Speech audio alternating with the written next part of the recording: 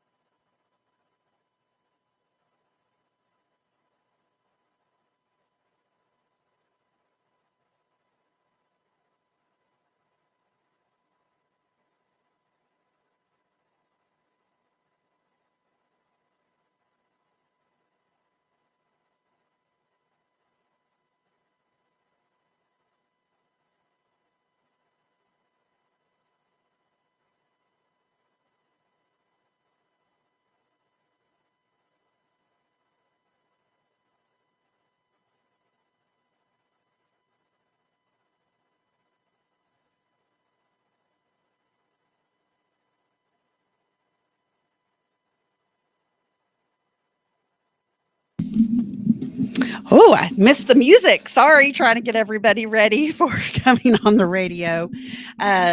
Welcome to JoCo Vibes. I am Nona, and Tiffany will be joining us shortly.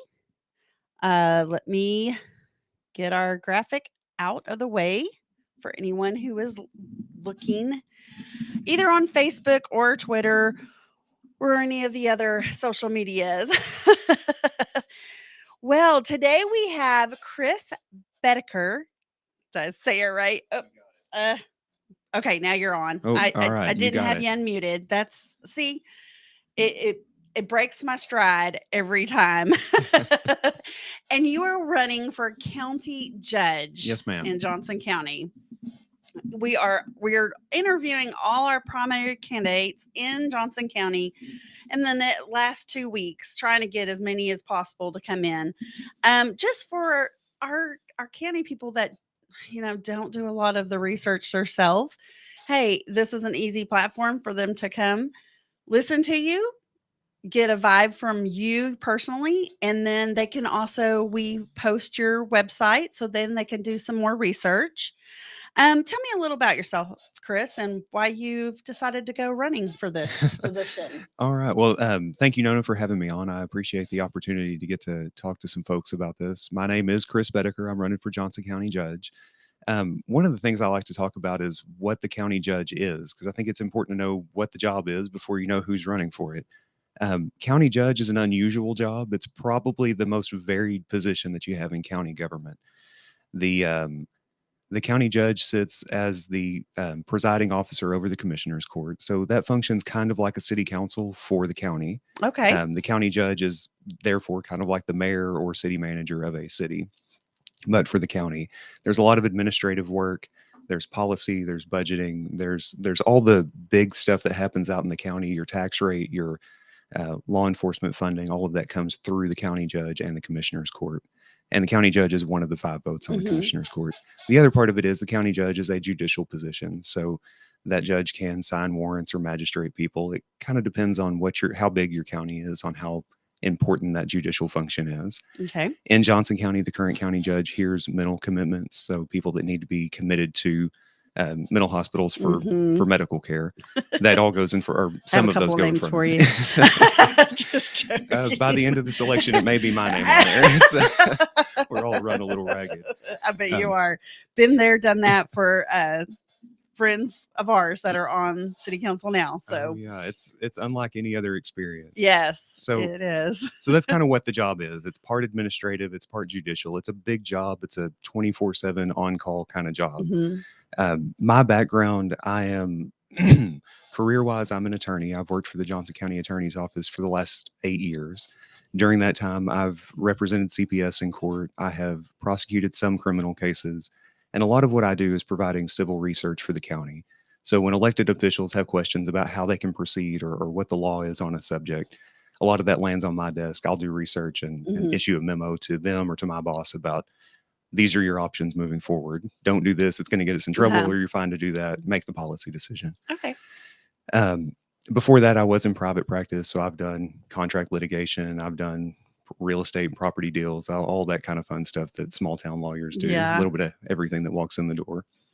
I've also served on the Cleveland City Council for the last 3 years. I'm the mayor pro tem, which means I fill in when the mayor is busy and do ceremonial things, but also have a hand in budgeting and administration for the city and setting policy for the city. So for me, what that means is I think I've got experience in both of the areas that the county judge deals with. And I think that's important to have somebody that's got a judicial or legal background, as well as an administrative background and city government background. Right. These are complicated issues, and Johnson County is at a very exciting point in our history. I think the next 10 years decide who we're going to be for the rest of our time as Johnson County. I totally agree that with what's happened in our Burleson area. Yes. I totally agree. We're shaking and moving things and absolutely making our mark. Definitely. Mom duty. I'm sorry. Good morning. It's good to meet you. Good morning. Finally. Nice to meet you. In person, anyway. Hey, Chris is letting, and it's Boedeker. It's Boedeker. It is Boedeker. Boedeker. Okay, so Yes. some people say Boedeker. Yes, lots I'm of not people. saying, I'm not throwing anybody Yeah. under the bus. So, so it's good to have it properly explained to us. Yes, Boedeker. Boedeker. That was one of the tests my wife had to pass before we got married. Is she had to say the name and spell it right. It's a I know. I two-part double test. checked like 5 times before I went live stream. Well, that's kind of funny because when I actually took my vows, I was so nervous that I said hurled instead of heard. So, Because you were about to hurl. and Right. everybody heard me. Of course, my husband and I were, laughing. So Thank did you God. change your name to Hurl? No. Yeah. So thank God he was laughing and not like, what? Do you not know who I am? So good to I'm know. not sure I want to marry you now. Chris was just letting us know, like, what a county judge I was listening. is doing. Yeah. And so, So- and And then I interrupted it him. was a really good explanation, actually, for most Yes, people who it don't really know. is. Because a lot of people don't pay attention to what a county judge actually does. Sure. Most think that or that a county judge is actually signing. I mean, there's certain things that you do. You do sign warrants and stuff like that, but you're not typically hearing cases like your district judges are Correct. and stuff like that. So Mhm. you're not over the county commissioners, but you work Correct. with the county commissioners, similar to a mayor. Yes. Yeah. Right. The county judge is the presiding officer, like the mayor is the presiding officer of the council. And yes, I'd say probably 20% of the job is judicial. Traditionally, what you think of as a judge being a judge, and it's administrative hearings and mental commitments. It's not death penalty cases. I've had a few people ask me where I stand on the death penalty. Like, well, those cases aren't coming in front of me. You don't have to worry about those cases. And still they ask, and Yeah, it's okay. And But you know, we don't know what you don't know until you know it. Absolutely. And that was one of the things that we actually talked about with one of your opponents was about how do you get the community and the people more involved in what's going on in the county. Do you have a plan for that or an idea for that? Absolutely. I think so. We can use words like transparency or open government. And I think it's important to have an understanding of where those fall with one another. So, open government, there are open government laws for open meetings, open records, and the county follows all of those. Every agency follows all of those. It's a crime not to. And I think the county does a good job of that. That includes things like recording all their open meetings, posting it on the website. So people that really want to watch commissioners court meetings can. But it does mean you're going to watch 4 or 5 hours of video and try to figure out something if you know an issue was addressed. I think transparency or community engagement really involves more than that. And I can tell you what we've done at the city of Cleburne to tackle those issues, although I'll be the first to admit there are no perfect solutions. At Cleburne, we have a full-time person on staff that's our director of communications, and that person, it's communicating with the public. He writes newsletters. We have a weekly email that goes out to anybody that's signed up if they want an update on what's going on in the city. He manages social media posts and pages. We've tried to engage the public that way. And I think ultimately people expect electronic communication right now. Sending it out in the mail or putting it in the newspaper is not going to reach a huge chunk of our population. We have to be able to reach people where they are, and where they are is mostly on their cell phones. So is there something, I mean, I have never received anything except for emergency information from the county. So what is your idea as far as how to reach the people on their cell phones to say, hey, this is going on and you need to pay attention to what's going on in your precinct? Sure. I think one of the first steps, I think we need to be more active either through social media or through email. That's how people expect to read their news today. And I think that's something that we can do at a low cost. Those are not expensive things to do. It's not going to be constant contact unless you had an employee that does that. But there are ways for the officials to reach out to people and at least say, hey, this is what's going on. Ask more questions. Do you think that there is a generational gap in communication in our county? On the one hand, yes. Yes. You can tiptoe around it because I understand that. As far as technology and understanding the technology side is maybe a better way of saying it, to say, okay, this is going to work better for this generation versus this generation. And I'll take that into a second question here after you tell me your thoughts on that. I think there is a generational difference, but frankly, if you look at the voter turnout we're probably going to have in this race and in other local elections, and if you look at community engagement on local politics level, it's not really generational. It's nobody's getting engaged, and that breaks my heart. That's the soapbox I climb onto every chance I get. Is local government is really the most important thing that you're dealing with. In my own personal life, there are very rarely times where I interact with federal government other than filing my taxes every year. But I interact with the city and county governments every day. I drive on city roads and county roads. If you live in the city, you drink water from the city. You have police and sheriff's office. For the county, you have the court system and the jails, and hopefully you don't interact with them too often. But those are the things that shape what your community is like and what your life is like. And people don't get engaged. And I know that part of that's on us as a community, but part of it's on the government to reach out more, because I really do think we have to reach people where they are. Definitely. That was actually going to be my next part of that question, was talking about voter turnout and where are the voters and how do we reach them. We talked about that during the city elections, of course. Mm-hmm. We definitely have to talk about it on the county level. You have a different level of accountability at the county level.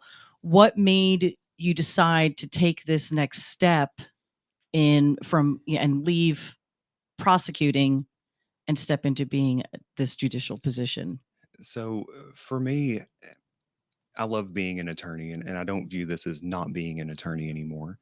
But I've really enjoyed the time that I've spent on city council, and it's an unpaid volunteer position, and it's extra hours on nights and weekends, but it is such gratifying work to be able to have a hand in what our community is going to look like tomorrow. So I was born and raised in Cleburne. There are currently 4 generations of Boedekers living across Johnson County, including my kids. And I I feel like in Johnson County, the American dream is alive and well, and I want to make sure it remains that way. I, you know, I get a little emotional, but my grandmother grew up in Johnson County and had to quit school to pick cotton and pay the bills, and that's just the life that she was born into. But she valued education, and my mom then went back to college when I was a kid and became a teacher and taught. Still is involved in education. Probably not too much longer. I think she's getting ready to retire, but I don't think that's public information. So I didn't say that, right? You didn't say that in the public on radio. Right. Mom's not listening. Not right? quite yet. Not Yeah, quite she's, yet. she's probably working, so probably That's not right. listening. But so I feel like Johnson County is a place where people can make their life what they want it to be. And I feel incredibly blessed to be where I am. I'm the first attorney in the family. I would have been the first advanced degree in the family, except my mom went back to school again when I was in college and got her master's degree so she could be a principal, and that's what she does now. My dad was a mailman, pretty humble beginnings, but I feel like I was given this opportunity. I grew up here. I got to go to school. I got to go to law school. I got to come back and practice as an attorney in my hometown, and then serve as a prosecutor in my hometown, and now serve on the city council in my hometown. And I just feel so blessed to be back here where I started, contributing to my community. And when I see my kids who are 3 and 4, and I think about what their life is going to be like when they're 30 and 40, I really want to have a hand in making sure that they have a community to grow up in that's like the community I got to grow up in. Well, let's talk about that growing community, because that's one of the things that you are talking about in your campaign, focusing on building the infrastructure and ensuring a sustainable economic growth powered in part by robust residential growth. Obviously, that's kind of where we're all seem to be in this same boat here in Johnson County. So what are your ideas and plans to help build that infrastructure properly as we grow, and as we grow fast? I mean, we're growing faster and faster, it seems. So what are some of your ideas, and how, as this judge, can you actually help participate in making those changes? Sure. And that's a fantastic question. And that's the whole job, isn't it? That's deciding what kind of place we want to be. And that's why this is such an important election. So when you talk about, I have to take off the judicial hat and put on the administrative hat, but when you talk about what role government plays in development, we can look around, and all of us are smart enough to see that growth is coming here if we want it or not. If the government just sits by and lets it happen, it will happen, but it's going to happen in a way that's unsustainable.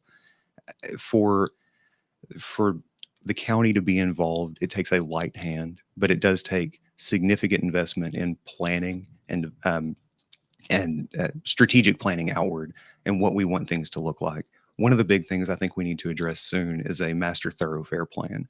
So what that is it's a written document that says these are the major roadways within the county. That needs to line up with where the cities are estimating their major roadways are. This is the amount of right-of-way that we need to take as you develop out. Because the truth is, the county doesn't build new roads, neither do cities almost ever. It's all developers. They come in, they want to develop this field into a neighborhood, or they want to build a bypass because it benefits them economically. And that's fine. They can do that. They need to do that to county standards, and they need to do that to the right amount of right-of-way so that our roadway system fits together. And that really requires partnership between the private sector and the public sector. And I think that the master thoroughfare plan is an important part of that, because it sets the standard. People know exactly what's expected and where it's expected. And that can be a real lifesaver as development continues. So sometimes as simple as taking an extra 10 feet of roadway on each side of the road from the center line means that when this road 10 years from now is congested, we can come widen and add a turn lane, or we can come add a flare out at the intersection to relieve congestion, where if we don't take it now, we're never going to take it in the future. I think eminent domain is the longest 4-letter word in the English dictionary. And and it's almost off the table. It shouldn't be used for anything to enrich private individuals, and it's almost never used for roadways either, because you have to come in and take property from all these homeowners, and nobody wants to do that. Nobody supports doing that. No, completely agree. I mean, some people support it. Some people do. Nobody around here Yes. supports doing things like that.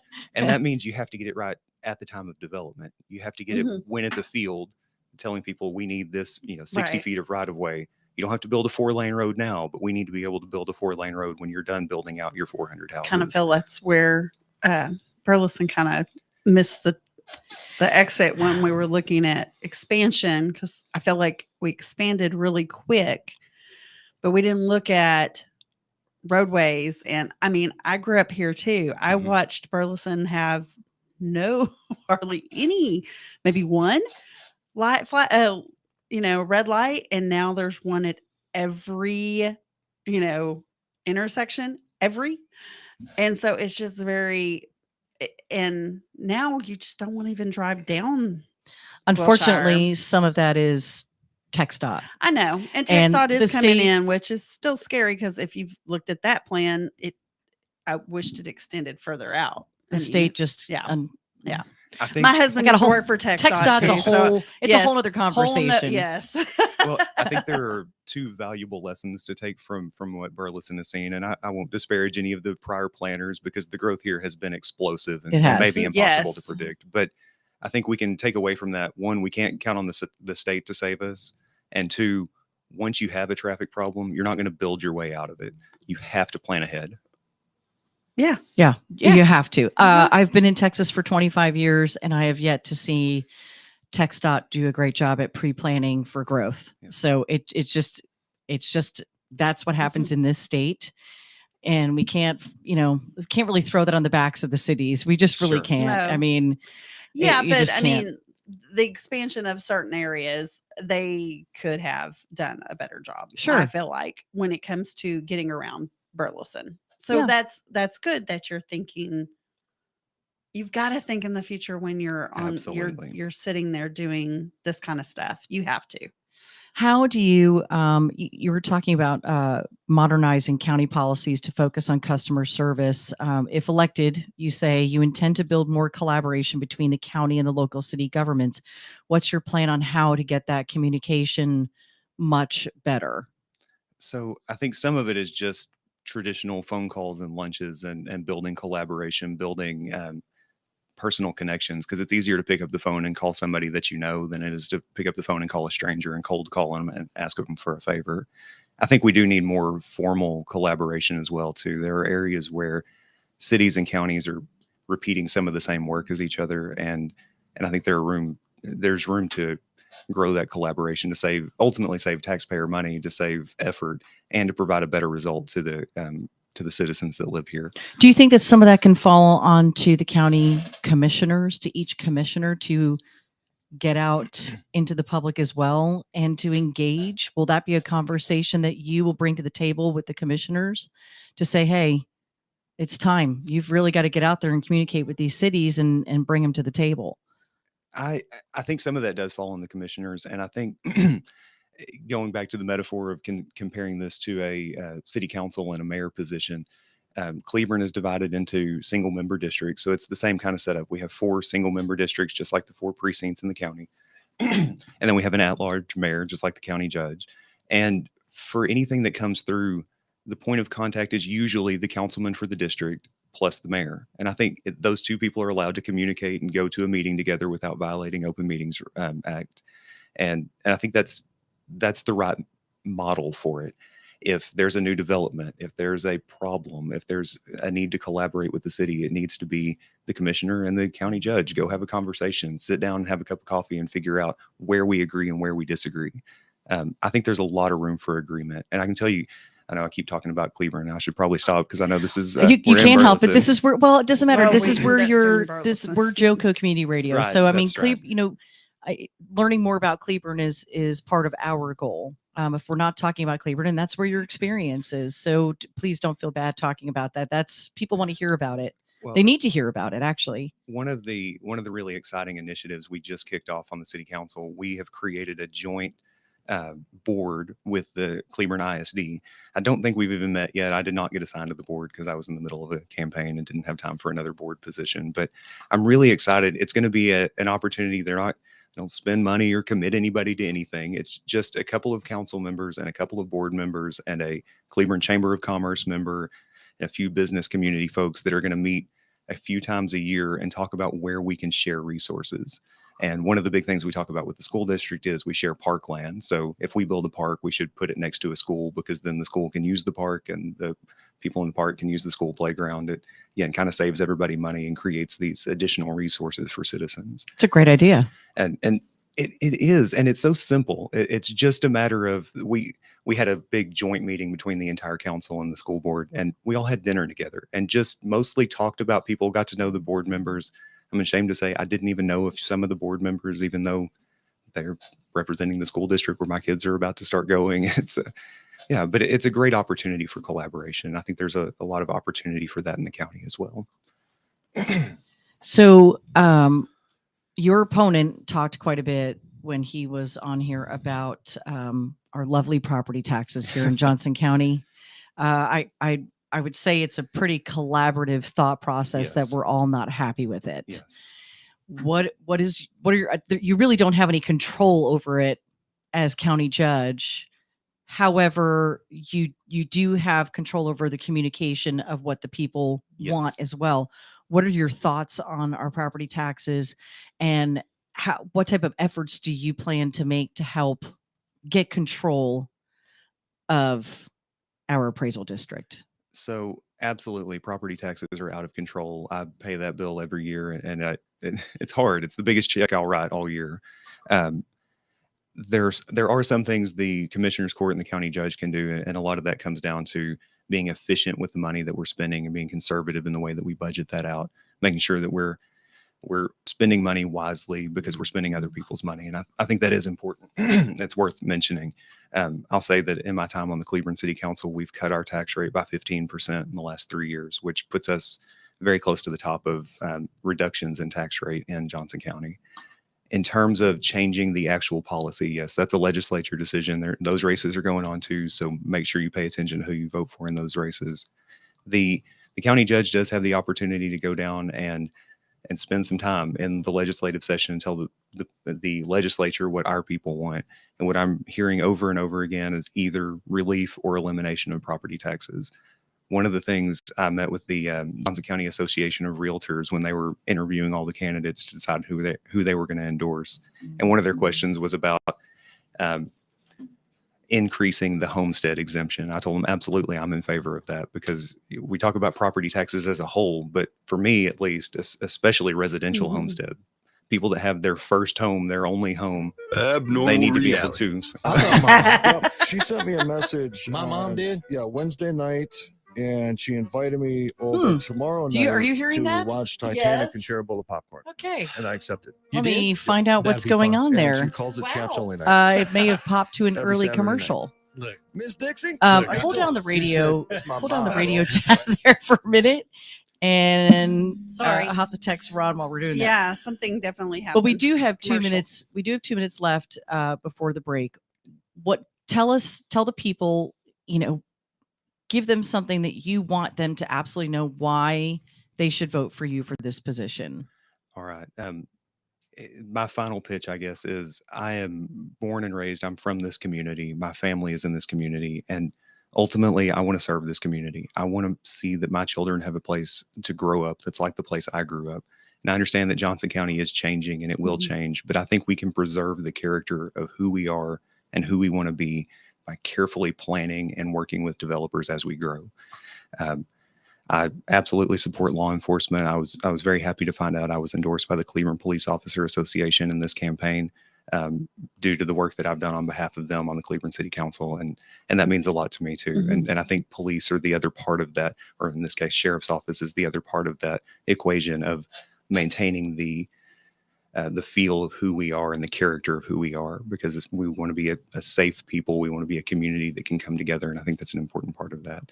So I think I can draw on my experiences working with law enforcement as a prosecutor, working as an attorney, and researching and planning and seeing what we can and cannot do, and then working on the city council and administration to find a way to serve Johnson County. And I think I can hit the ground running with that experience. How do you think early voter turnouts looked so far? Have you seen any numbers? I haven't been.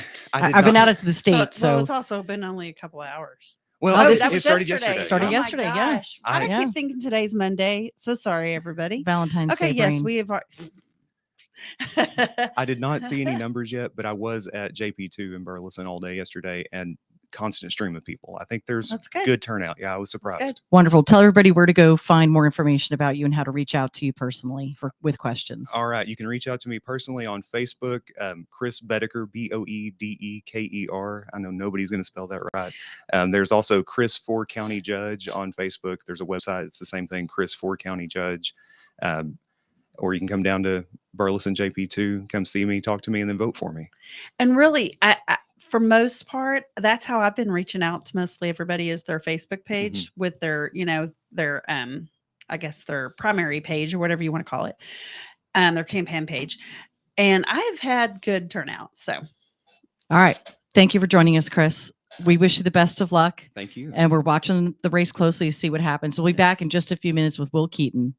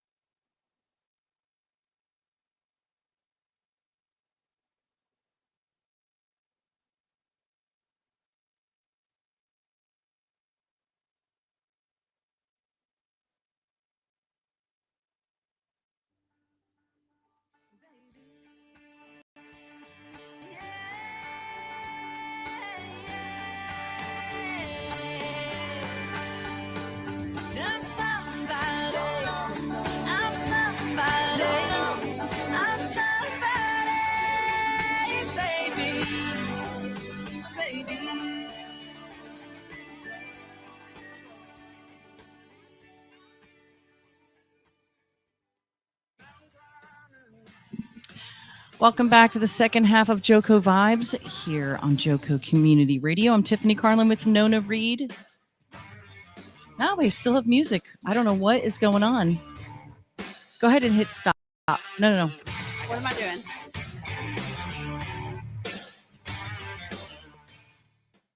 Yeah, I don't know. Our timing's off. Something's going crazy. I got to call her. I got to call into Ron, the emergency guy, and go, hey, something weird's going on. Can you hear yet? Oh, I can hear okay. All right. It was too loud. I'm sorry. There you go. Just a little bit higher. It's not Okay, you. It's that me. works right there. It does Better. look like 2 is really up high. So looks like everything's turned up really high. Thanks for staying with us during this weird break. We changed out some hardware over the weekend, and I don't know if that's it or what.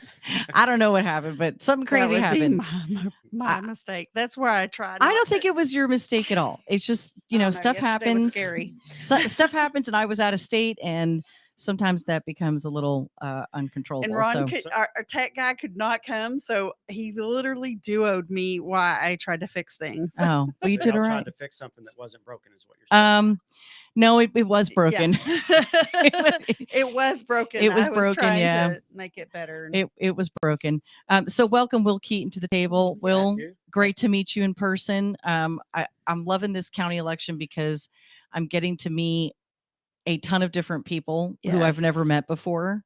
So have we. It's and let me tell you, it's a lot more pleasurable to get to know people who are running that you you have never met before. Right. There's nothing there. So, and just getting to know people who are out in the community and doing stuff and working for our community and helping.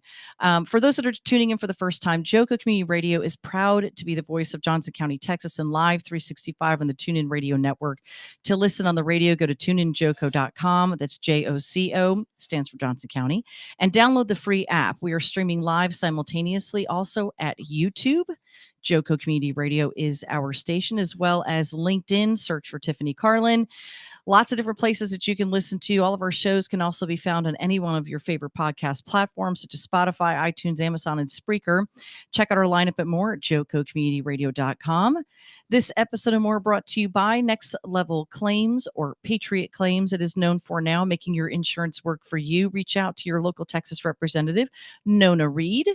Get her in your corner before the next storm hits, because hail happens, storms happen.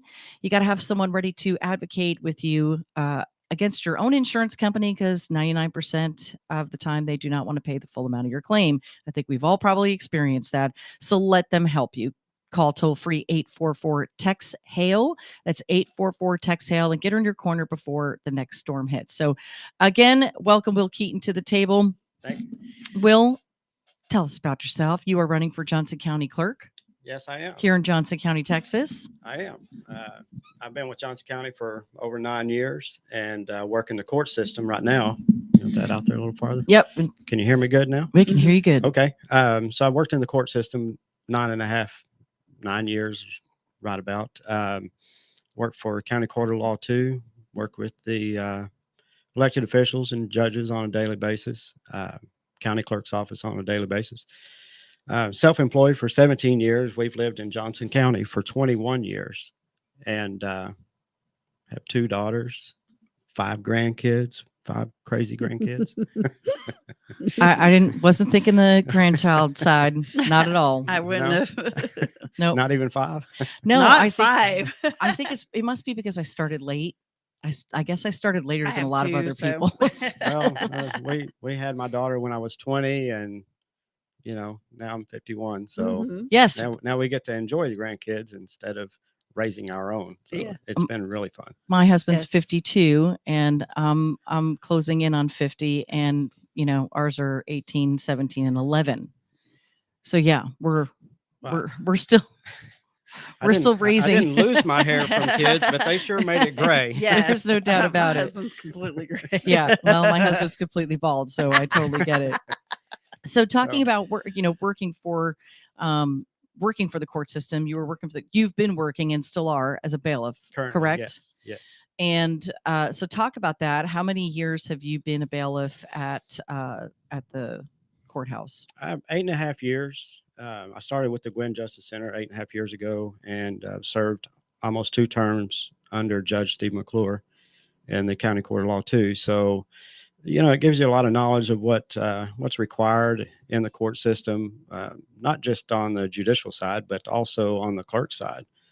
So working alongside them every day is giving me the opportunity to learn what's required of them through the court system. And, I've learned how to do pleas and divorces.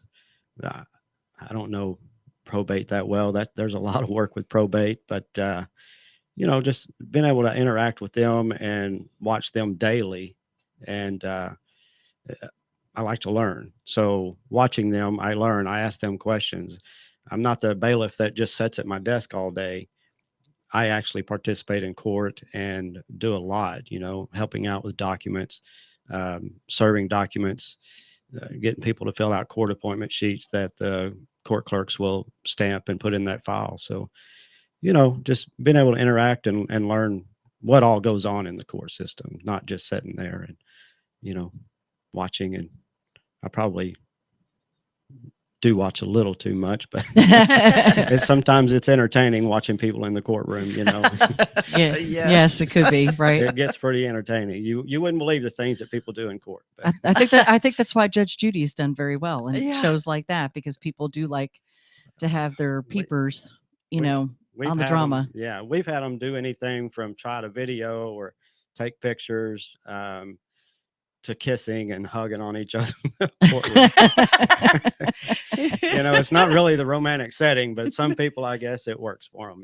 You know, hey, whatever. whatever floats your boat, Sometimes right? it's like just throw your hands up and go, oh, okay. I guess this is happening. Exactly. I guess this is happening. So why the leap from bailiff to county clerks to Johnson County clerk? Well, you know, I wasn't looking for a change really, but over the years, I've seen the turnover. You know, 15 to 20% turnover, especially in the past 4 or so years. And these ladies are not leaving for more money. They're leaving to go down to the district clerk's office. One took a $10,000 pay cut. Another took a $8,000. Another took a $4,000 pay cut. They're moving to the county attorney's office, you know, and they're not necessarily getting a raise when they go to these other offices, but they're, you know, the ones that are taking a pay cut, that's ridiculous, you know. And if you're beat down by management that much that you feel like you have to take a pay cut for your own sanity, you know, it's just unfair. Well, then comes your side as a taxpayer. Where it's unfair to you is you spent money training those employees. And now that they've left, you're going to train some more. And it costs you money. It costs me money. And every taxpayer involved that really doesn't realize what goes on in the clerk's office and how important each one of these ladies are. Each one of them have a specific job and they learn it well. And if they learn it well enough and then they leave, well, some other office is going to benefit from it. But you also have to realize they're not leaving the county.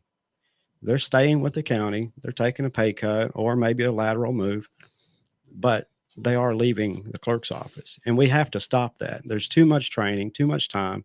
It takes a couple of years to train one. And each judge is different. Each one of those judges they go to work next to requires really something different or a different pace or a different type of personnel that's going to know his court. And I think once they learn that, that's just another little notch on them. You know, they know how to do their job and they know what that judge requires. And if you bring a new hire in, then you have to teach them all over again. And this is not a job where you bring somebody from the grocery store or McDonald's or, you know, even a daycare and just throw them in a courtroom. This is a specialized job. So, you know, we need to work on keeping that. So do you think, excuse me, so in that same realm of what you're talking about, having to retrain, you've been a bailiff in the courtroom. Yes. So bringing you in also is going to require that same level of training. Do you know, and are you familiar with the clerk's duties that are unrelated to the courtroom? Yes. And you'd also be stepping not only into a new learning position, but into a management position of 47 women, which I don't know if you've ever managed 47 women, but this is God bless anyone who's at that level of management. Okay. Because that could be a very challenging experience in itself. I spent 18 years with 2 daughters. I think that's that's challenging right there.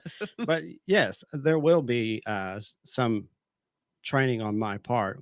But my 17 years of self-employment, I have plenty of management experience, plenty of budgeting experience, and the continuing education with what we do in the courtroom with the statutes and laws that with our continuing education, some of that's just going to fall right into place.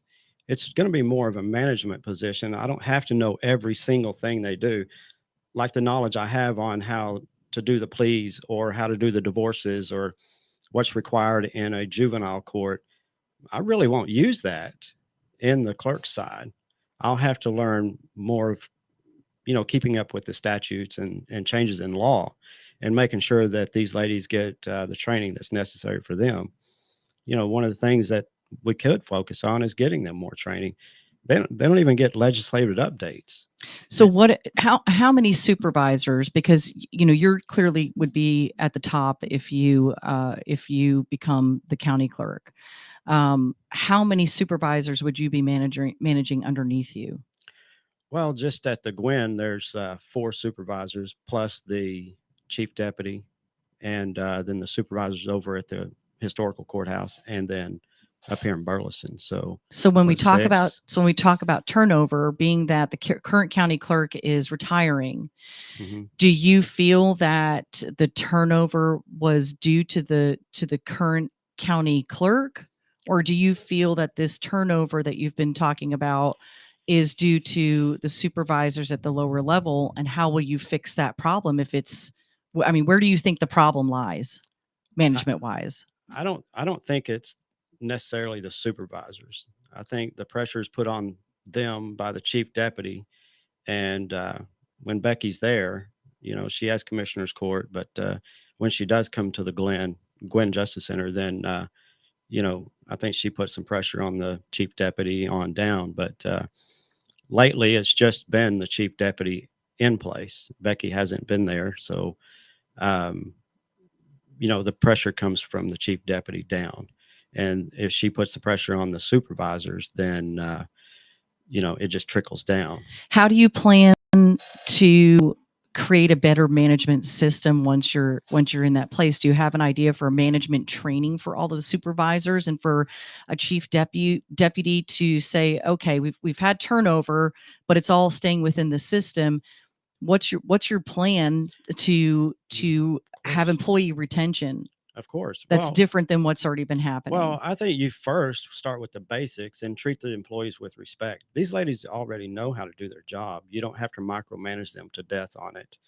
Um, and then if you could get some good management skills in place with the supervisors and the chief deputy, if you could send them and get them trained well to maybe a good supervisor course, or um, just an instructor type course, so that they understand what it takes to maintain those employees and not micromanage, or really. I think once you teach an employee something, you don't have to ride their back all the time. And if that employee is not doing their job, maybe you could move them to a different section. And to me, that's where management comes in. If you can notice that some employees, they maybe need a little extra help, or maybe they need a little more training on their own than what they're getting in the office. If a supervisor or chief deputy notices that, we can work with that employee rather than let them leave. Maybe put them in a section that's better fit for them. Maybe they're not working out in the civil side. Maybe put them over in the criminal side, and they might just grab it that quick and be the best one over there. Mhm. So it's not a matter of just bullying them to do a certain job. Supervise them properly, notice what their needs are, and if you can utilize them somewhere else, then you use them somewhere else first. So we do have a question for you online. So if you ever see me looking here, I'm one, looking at questions, and 2, people are commenting and have questions to ask. And Brenda Gammon does ask, what do you have to add? County Clerk's office has been run well with Becky in place.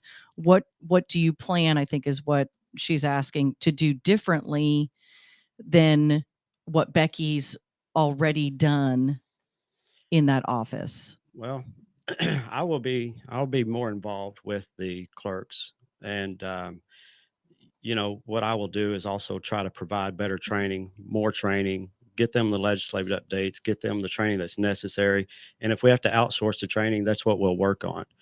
I will, like I said, I'll stop them micromanaging. It's ridiculous. You don't need that type of setting. Like the position I'm in, if you're doing a good job, we don't hear from anybody. There's no reason in pushing people around whenever they're already doing the job. If you don't like them, they shouldn't have to announce when they're going to the potty. They shouldn't have to, get emails saying not to get out of your seat during work hours. I mean, this is ridiculous. This sounds like very intimate complaints that you've received personally from people Yes. And so I want to take it away from that for a minute if we can, because management, the people management side of the county clerk's office is only one aspect of it, that employee retention. How familiar are you with the procedures of the commissioner's court, and do you have relationships with the current commissioners? I do. There's a lot of what Becky does And I don't know Becky personally, by the way. No. And I know you're not running against her. Obviously, your opponent's been at the table already. And also, I hadn't met her until today, or until that day. Right. So it's something like that. But how familiar are you with the commissioner's office? And I mean, who do you answer to as a county clerk?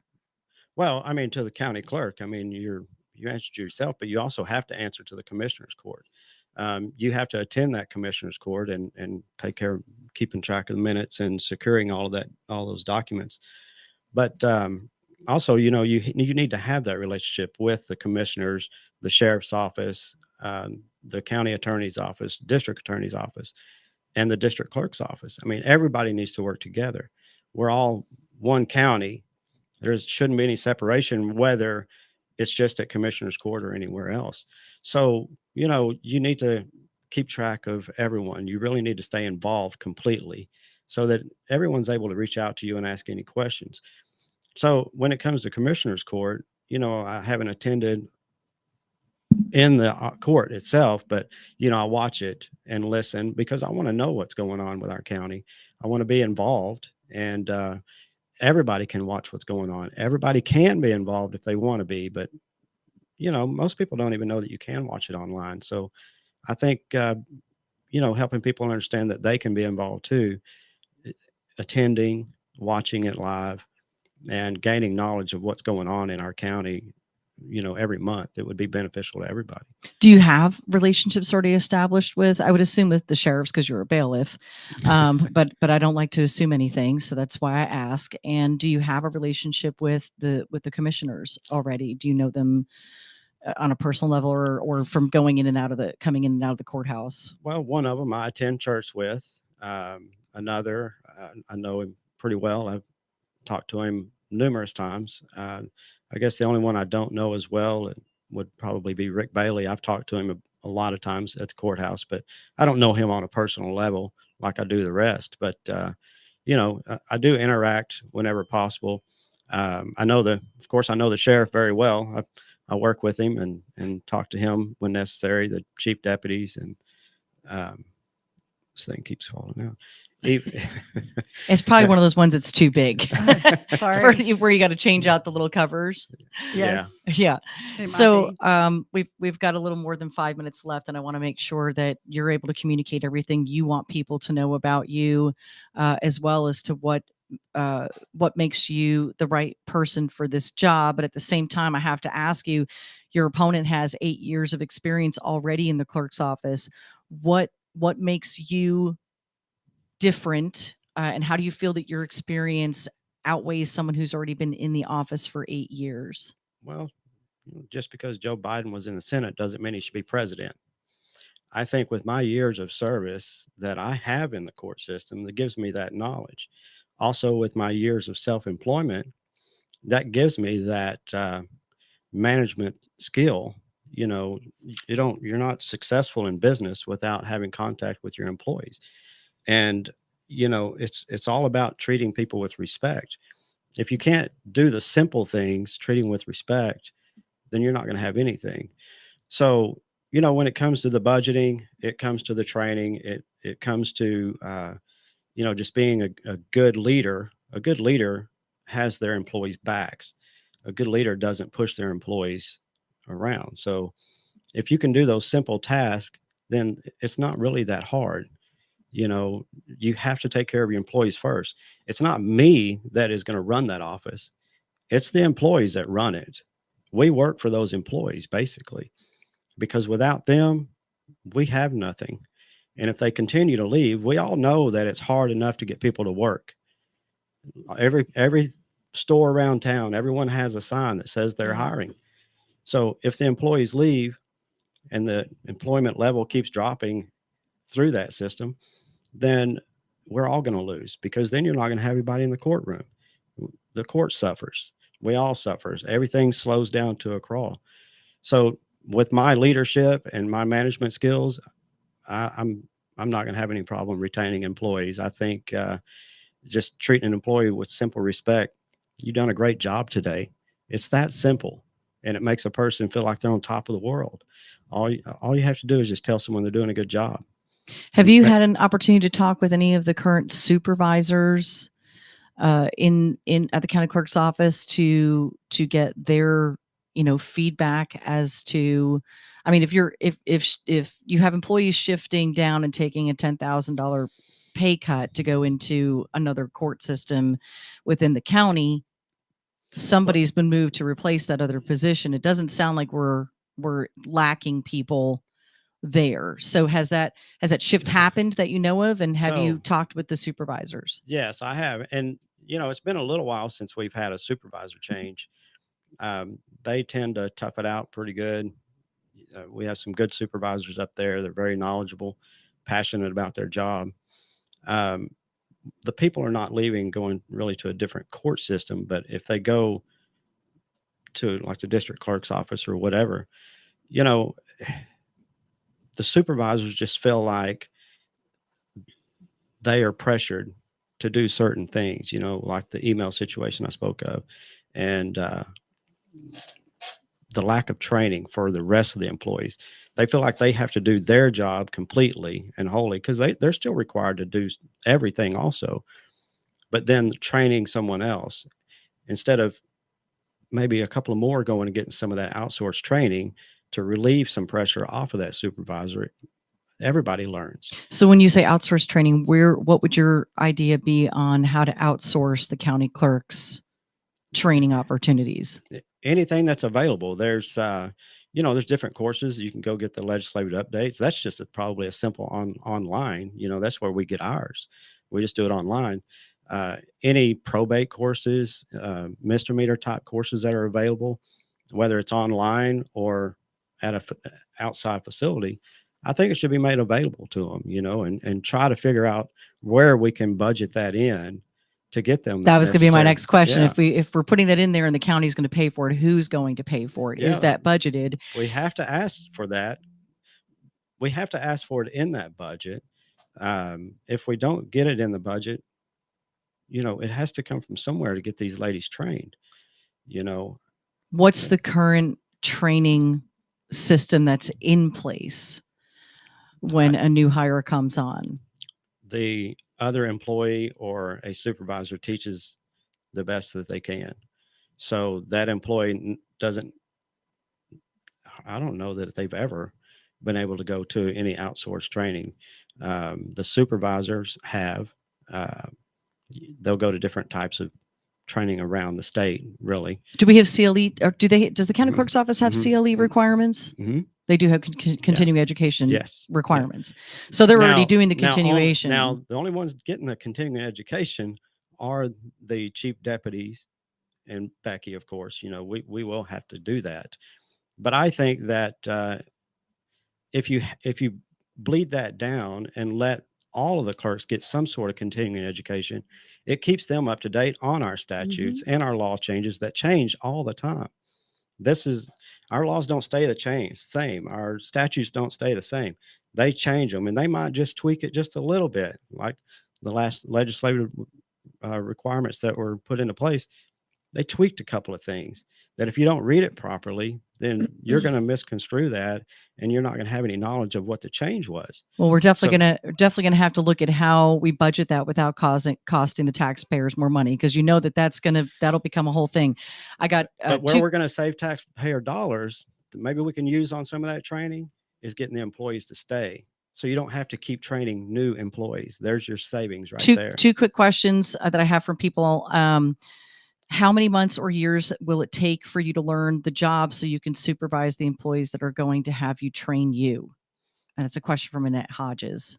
Well, with my current experience in the courtroom, I think it's not going to take me very long at all to learn. Okay. Tell everybody where to find you real quick. Will Keeton for Johnson County Clerk, or just find me on Will Keeton. And we put it in the comments too. Will, thanks for joining us at the table. We wish you the best of luck. Get out there and early vote right now, and voice and vote. Voice your voice. I don't know where I'm going with that. Have an amazing day. We'll be back tomorrow morning. Thanks, Will. Thank you. From Burleson to Venus and Grandview to Godley, this is the voice of Johnson County, JoCo Community Radio. At Romika Designs, we're more than just a laser engraving and specialty design company. Much more. I'm Ron Phillips, co-owner of Romika Designs, and if you can dream it, we can probably make it. We can custom laser cut and engrave on nearly all material. Great for one-of-a-kind gifts, home decor, business and specialty items, or personalized and logoed designs created just for you or your company. Allow us to become your go-to gift and specialty project partner. Romika Designs can help make your ideas a